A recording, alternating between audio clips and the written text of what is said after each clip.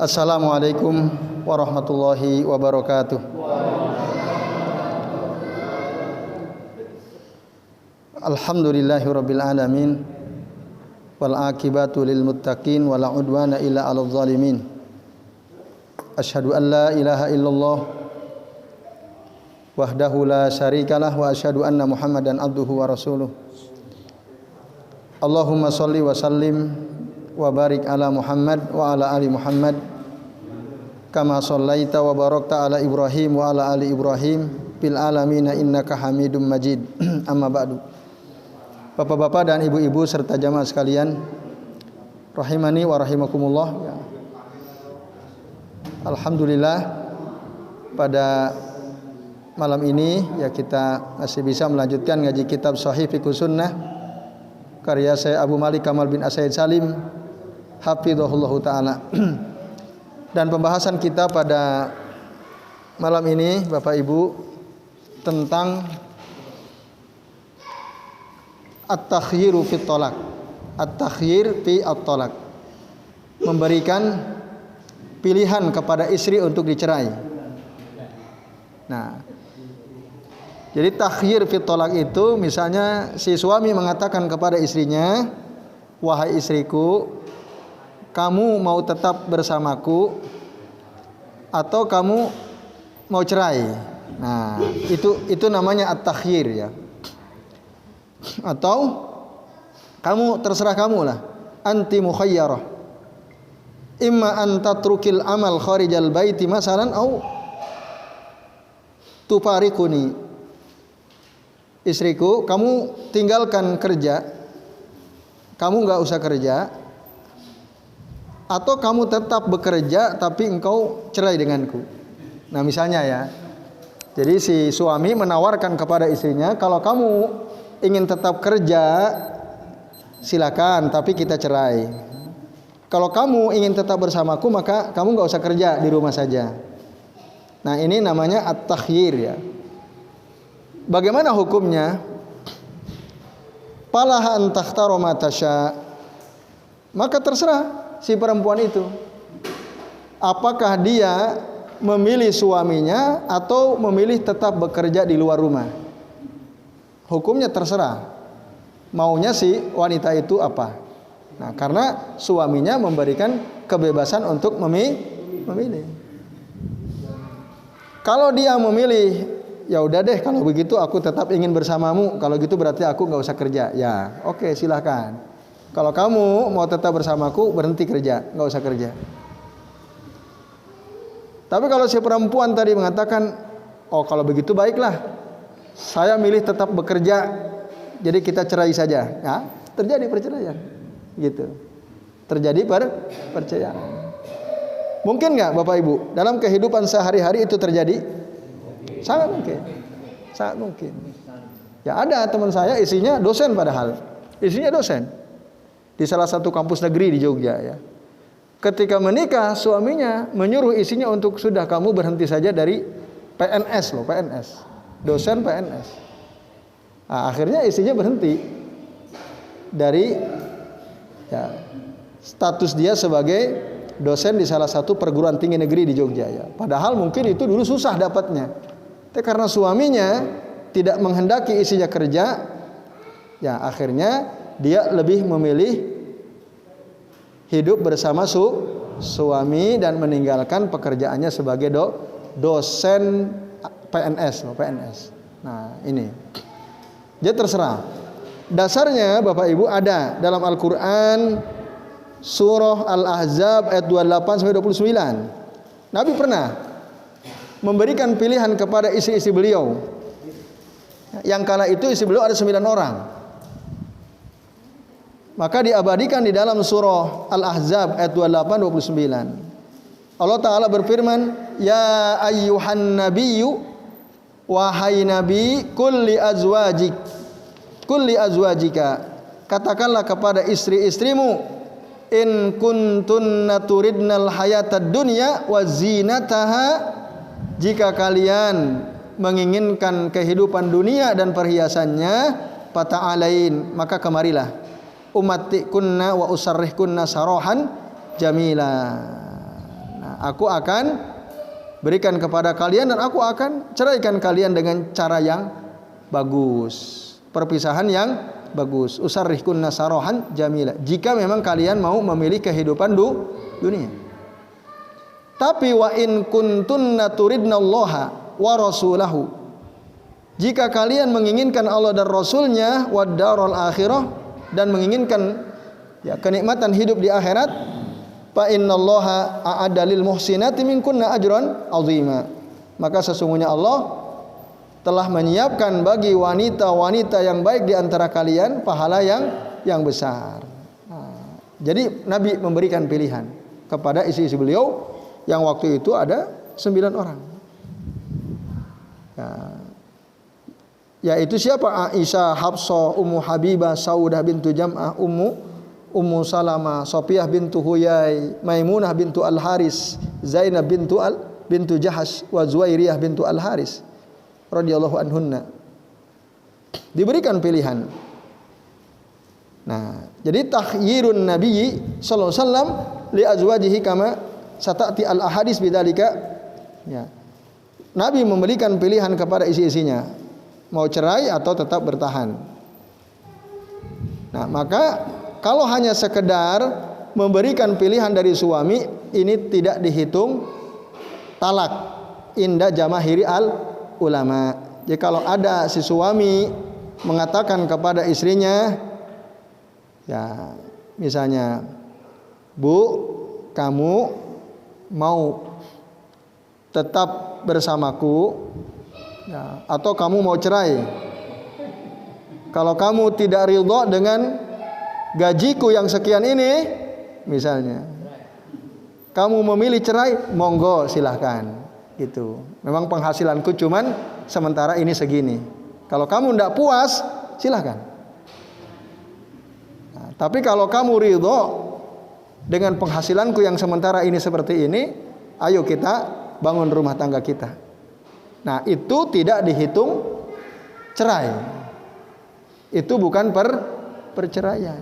Boleh. Ada kalanya boleh seorang suami memberikan pilihan. Mungkin dia enggak kuat ya hidup bersama suaminya. Ya silahkan. Karena Nabi pun pernah melakukannya. Waktu itu asbabun nuzul turunnya surah Al-Ahzab ayat 28 sampai 29 itu karena ada sebagian dari istrinya kurang ridho dengan nafkah dari Nabi yang tidak seberapa.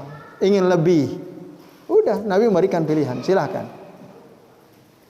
Nah, jadi kalau kalian memang mau dunia dan ya, perhiasannya aku kasih, umatikunna aku kasih semampu aku, kata Nabi sallallahu alaihi wasallam. Yang aku punya aku kasih. Dan setelah itu aku akan usarrihkunna sarahan jamila. Aku akan ceraikan kalian dengan cara yang baik. Nah, ini Bapak Ibu dan hadirin sekalian.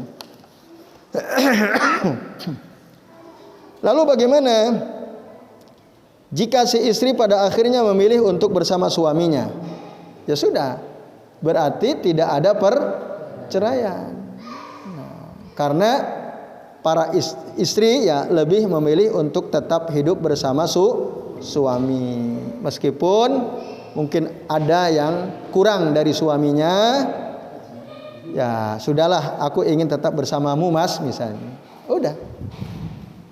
Udah selesai itu pilihan. Nah, tidak terjadi perceraian. Aisyah juga begitu. Beliau cerita, dulu Rasul memberikan pilihan kepada kami, khayyarana Rasulullah sallallahu alaihi wasallam, fakhtarna Allah wa rasulahu falam ya'udda dzalika alaina syai'an. Rasul memberikan pilihan kepada kami, lalu kami memilih Allah dan Rasulnya. Maka hal itu tidak dianggap apa-apa ya. Jadi tidak ada konsekuensi apapun. Artinya tidak terjadi perceraian.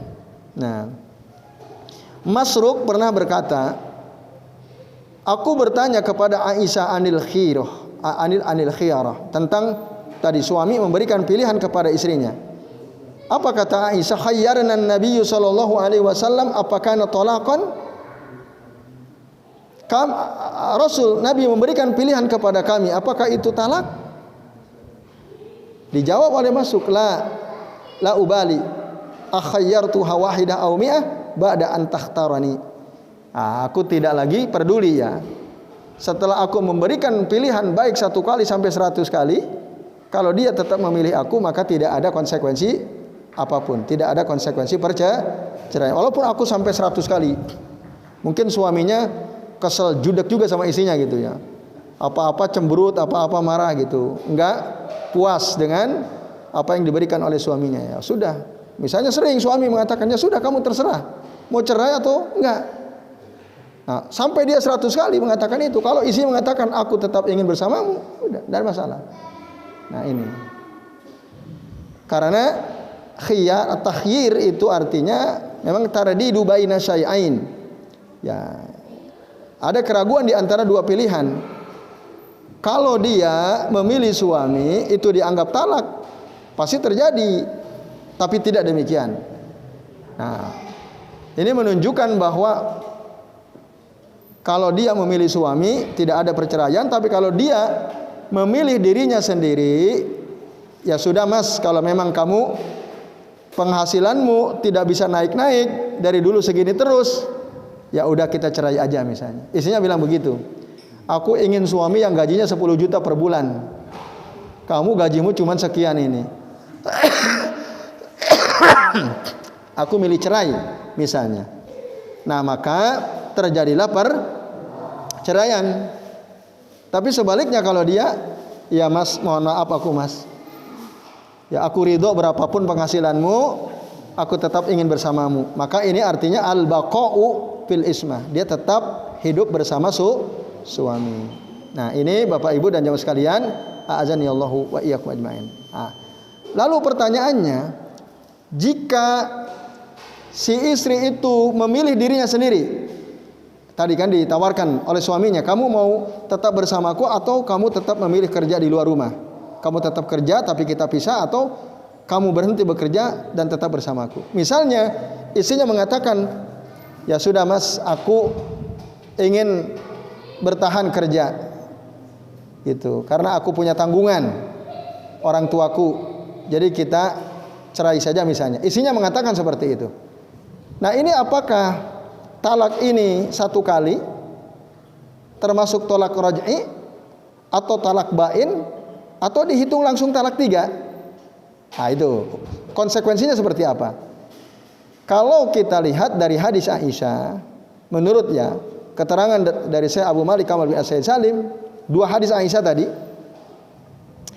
menunjukkan bahwa seorang laki-laki ketika memberikan pilihan kepada istrinya untuk cerai atau dia bertahan dengan pilihan dia tetap bekerja di luar rumah misalnya, berarti dia memilih dirinya sendiri, maka terjadilah perceraian tanpa dibutuhkan adanya ucapan dari si suami.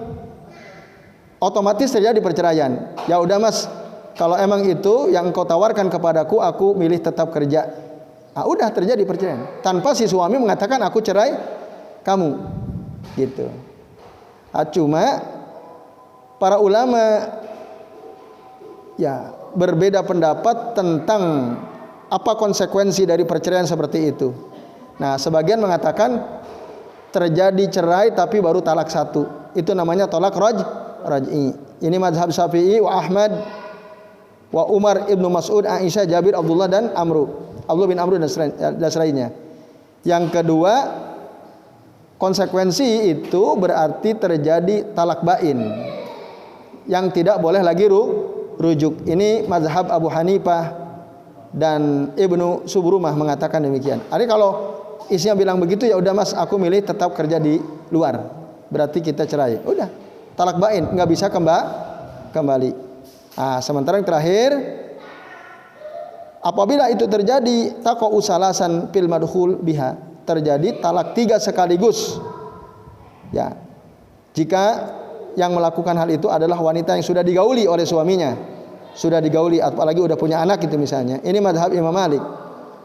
Nah, tapi saya Abu Malik Kamal bin As-Sayyid Salim dia mengatakan, kalau melihat ayat Al-Quran surah Al-Ahzab yang di atas tadi, hanya sekedar si istri mengatakan, mas aku tetap milih kerja di luar rumah, itu belum la yakunu talaqan, tidak, belum terjadi cerai. Bal la budda min insai az-zauj at-talaq. Tapi suami harus mengatakan aku talak kamu, gitu. Karena tadi Nabi mengatakan fata'alaina ummatikunna wa usarrihkunna sarahan jamila. Itu dasarnya.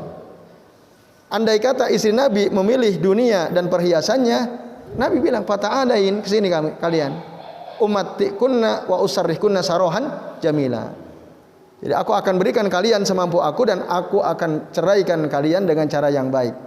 Nah, ini harus ada ucapan dari si suami, tidak hanya sekedar pilihan istri. Nah, ini penting ya. Jadi kalau istri dia mengatakan, "Ya udah Mas, aku tetap milik kerja di luar rumah." Sudah terjadi belum perceraian? Kalau berdasarkan surah Al-Ahzab ayat 28 dan 29 belum. Si suami harus mengatakan, "Oke, kalau begitu berarti aku ceraikan kamu." Tapi kalau suaminya nggak bilang begitu, ternyata berani juga istriku ini ya. Kan mungkin di luar dugaan gitu. Dikira suaminya, istrinya akan tetap milih bersama dia. Ternyata di luar dugaan dia tetap milih bekerja di luar rumah. Kaget suaminya, loh kok begini? Nah ini, lalu kira-kira kalau begitu suami akan mengatakan, ya udah aku cerai kamu, gitu atau enggak? Nah itu.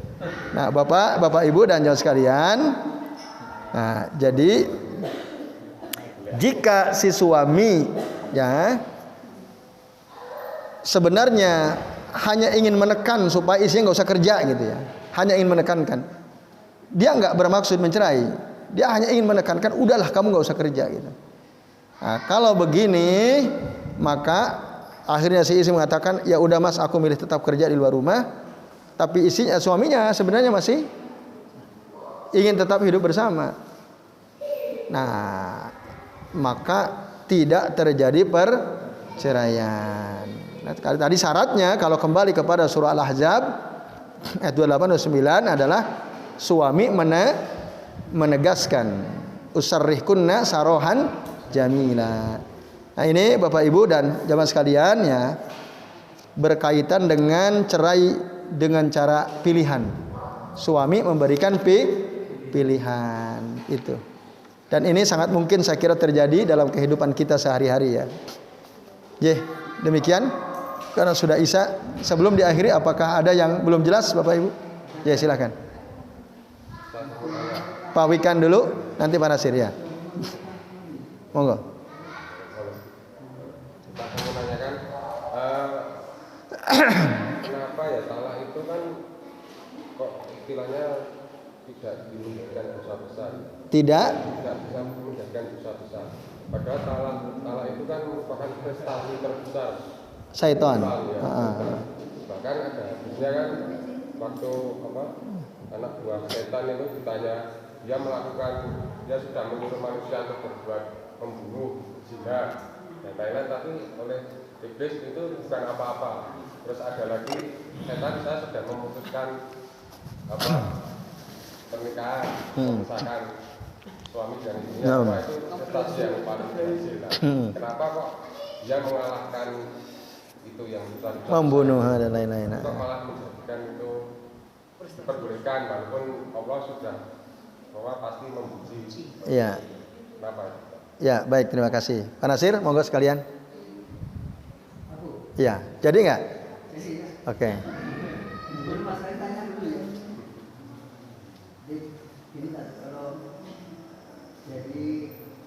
Kalau anak saya itu yang ditunggu malah mertuanya.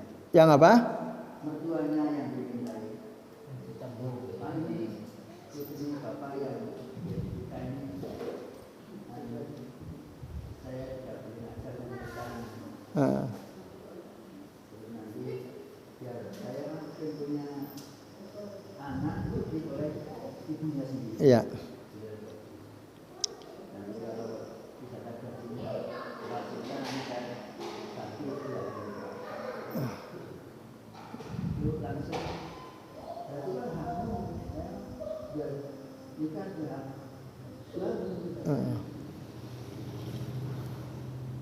Pertanyaannya,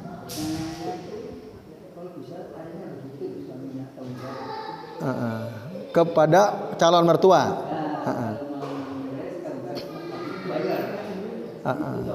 Iya, iya. Iya. Ya, baik. Terima kasih Pak Nasir. Ya, itu cukup Pak Nasir. Saya jawab Pak Nasir dulu ya Pak Wigan ya. Bapak Ibu dan jamaah sekalian, itu idealnya ya. Idealnya laki-laki dia nembung ke calon mertuanya lalu dia mengatakan, "Pak, aku nanti kalau jadi menikahi putri panjenengan, nanti aku ingin anak-anakku diasuh langsung oleh ibu kandungnya, oleh istriku. Jadi saya mohon Bapak Ibu mengikhlaskan putri Bapak Ibu tidak kerja gitu ya. Kalau dia sekarang gajinya sekian, nanti saya bayar 2 kali lipat." Nah, itu tentu sangat ideal ya. Cuman kan tidak semua laki-laki seperti itu gitu. Kalau dipaksa semua laki-laki begitu, nggak akan ada yang mau nikahi ya si perempuan tadi. Nah itu jadi tergantung hasbat tokoh, hasbal istitoah ya. Dan tentu orang tua juga punya hak nggak? Wes rais nggak bisa. Udah aku kuliahkan tinggi-tinggi, kamu masa nyuruh dia berhenti dari pekerjaan? Nggak bisa misalnya. Orang tua bilang begitu. Apalagi sepiro gajimu misalnya. Nah, ya itu orang tua punya pilihan. Boleh mengizinkan, boleh juga tidak jika calon suami dari putrinya tidak seperti yang digambarkan oleh Pak Nasir tadi. Ya. Hah? Oh sudah nikah, ya. Ya itu yang benar betul. Jadi terserah suami. Kalau tapi istrinya tidak mau disuruh berhenti, boleh atau tidak? Boleh atau tidak? Istrinya tidak mau disuruh berhenti kerja, boleh atau tidak? Boleh saja. Gitu. Dia punya hak.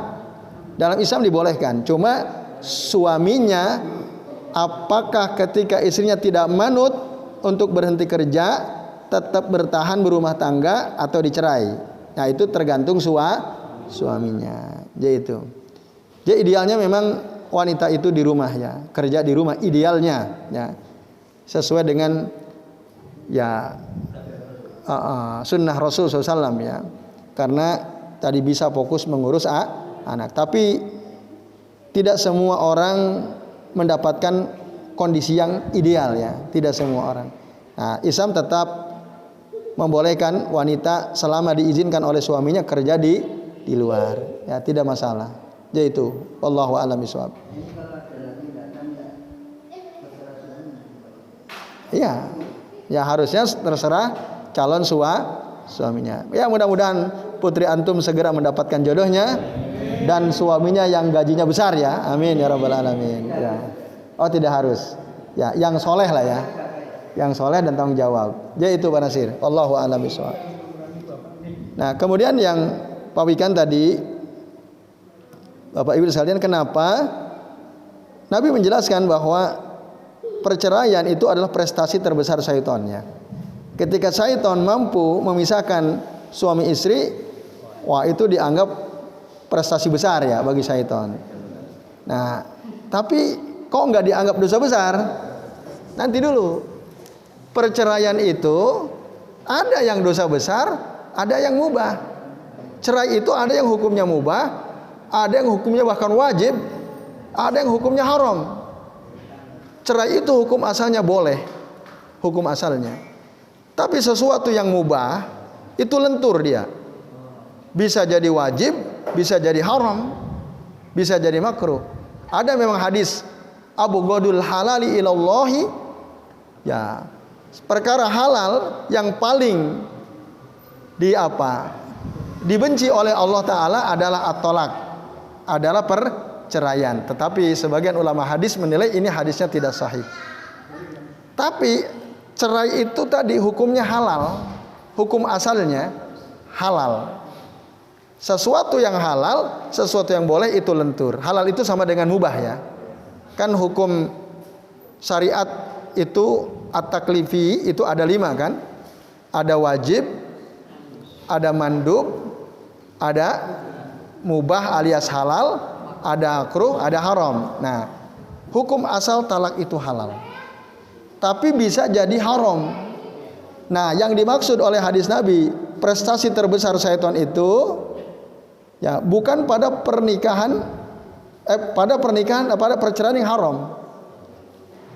Tapi kalau pada perceraian yang hukumnya wajib, itu bukan prestasi.